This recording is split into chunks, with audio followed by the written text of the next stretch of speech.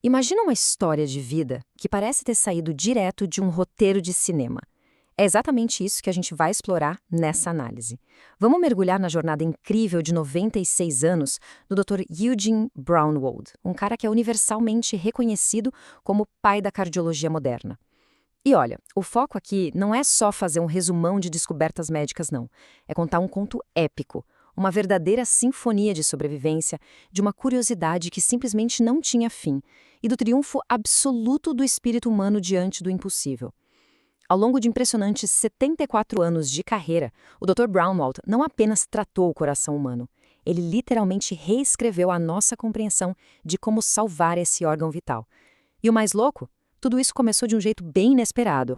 Sabe aquela frase que dói lá no fundo da alma? Jenny, você estragou tudo. Pois é, foram exatamente essas as palavras disparadas pelo Dr. Andrew Glenn Morrow, simplesmente o chefe de cirurgia cardíaca do National Heart Institute, para um jovem pesquisador em pleno ano de 1958. E tudo isso no meio de uma sala de cirurgia. O peso de um momento desses é inegável.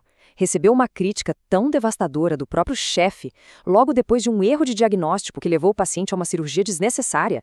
Para muita gente, isso seria o fim definitivo de uma carreira médica, um fracasso total.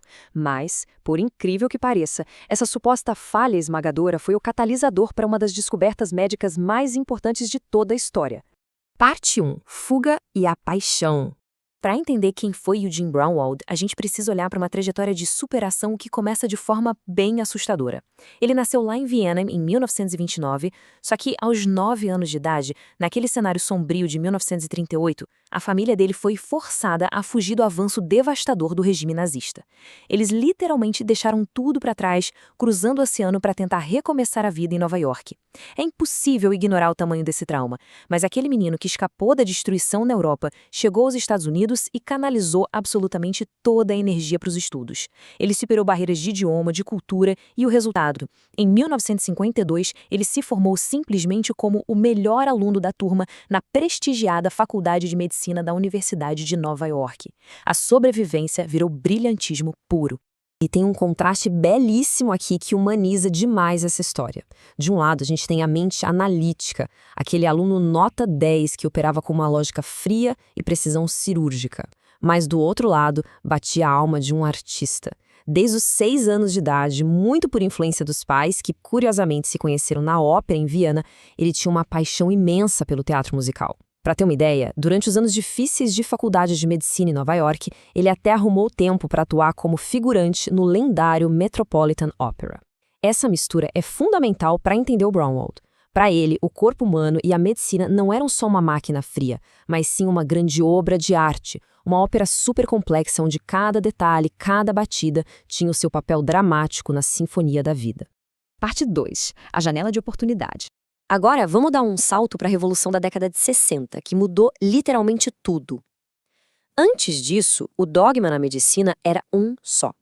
Durante um ataque cardíaco, o músculo do coração morria instantaneamente. Não tinha tempo a perder, não tinha muita esperança, fim de papo. Mas a realidade que a equipe do Braunwald descobriu e comprovou foi chocante.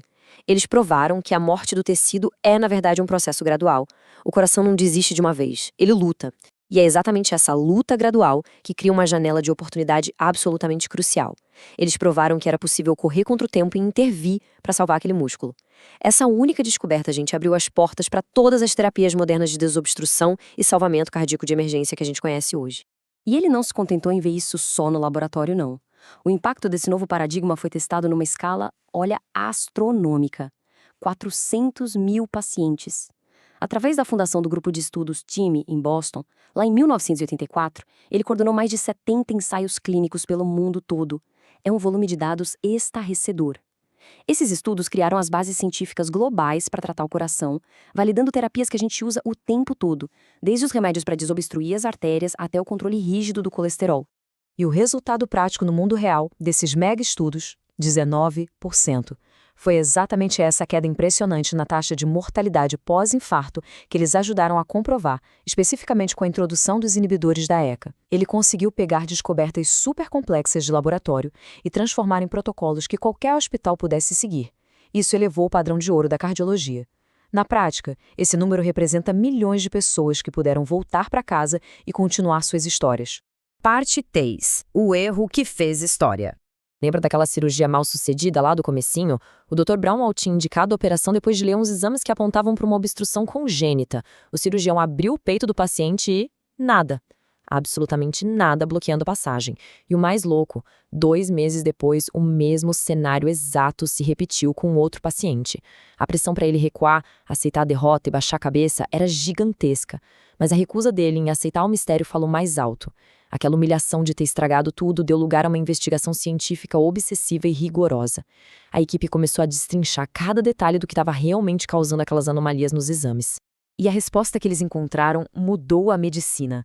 O problema não era um bloqueio anatômico simples, era um espessamento severo das próprias paredes musculares do coração. O que parecia ser uma falha amadora de diagnóstico acabou na identificação de uma condição completamente nova na época. Em 1964, esse estudo monumental cravou a cardiomiopatia hipertrófica como uma doença clínica única. Hoje em dia, a gente sabe que é uma condição relativamente comum e os tratamentos cirúrgicos que nasceram dessa exata investigação ainda são o padrão para salvar vidas até hoje. Parte 4. A Bíblia da Cardiologia. Agora, o volume de contribuição literária desse homem é algo quase inumano. O Brownwald não era o tipo de gênio que guardava os segredos num cofre. O livro dele, A Doença Cardiovascular de Brownwald, que já está na 13ª edição, é considerado por todo mundo como a verdadeira Bíblia da cardiologia global. E não para por aí.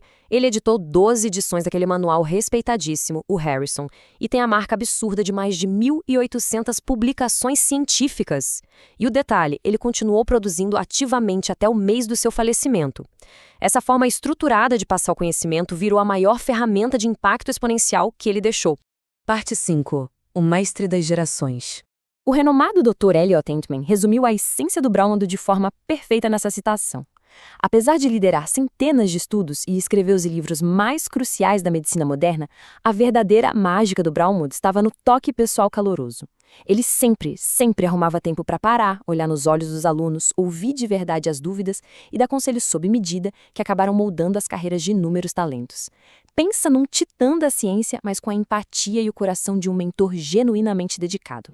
Os grandes cargos que ele ocupou serviram como mega plataformas de educação, seja transformando o programa de medicina de Harvard como médico-chefe em Boston, lá em 72, ou montando a estrutura de excelência na Partners Healthcare anos depois. A galera reconhecia tanto esse lado professor dele que, em 1999, a American Heart Association nem criou um prêmio de pesquisa com o nome dele, mas sim o prestigiadíssimo Prêmio de Mentoria Acadêmica Eugene Brownwald. A verdade é que o tempo incalculável que ele investiu na próxima geração de médicos acabou se consolidando como sua maior conquista de longo prazo. E a vida do Brownwald sempre refletiu essa busca incansável por inovação, até mesmo dentro de casa. A primeira esposa dele, a Nina Starr, que ele conheceu ainda na faculdade, se tornou simplesmente a primeira mulher cirurgiã cardíaca do mundo, uma pioneira absoluta. Depois do falecimento da Nina em 1992, ele se casou com a Elaine Smith, que era uma mente brilhante na área de operações hospitalares. Ou seja, ele estava sempre ao lado de mentes notáveis. E mesmo chegando na venerável marca dos 96 anos, ele mantinha um fascínio de criança por áreas como neurociência e genética. A engrenagem da cabeça dele nunca soube o que era ficar parada. Numa das últimas entrevistas que ele deu, tem essa reflexão que é maravilhosa, mas carrega uma certa melancolia. As perguntas mudam. Elas se tornaram perguntas maiores, e eu gostaria de poder continuar, porque é muito interessante. Olha que forte isso. É a essência pura daquele garotinho que fugiu da guerra e dedicou literalmente cada batimento do próprio coração para descobrir como manter os corações da humanidade batendo por mais tempo. É a prova viva de que a medicina continuou sendo, até o fim, a sua ópera mais bonita e cativante. Para fechar nossa análise sobre essa trajetória monumental que superou o terror da fuga na infância para salvar milhões de vidas, fica aqui uma provocação para a gente pensar. Se o pai da cardiologia moderna dedicou até o seu último fôlego a uma curiosidade insaciável, como é que essa mesma chama vai guiar os inovadores de amanhã? O espetáculo da medicina continua de portas abertas e o palco já está mais do que preparado para os próximos atos.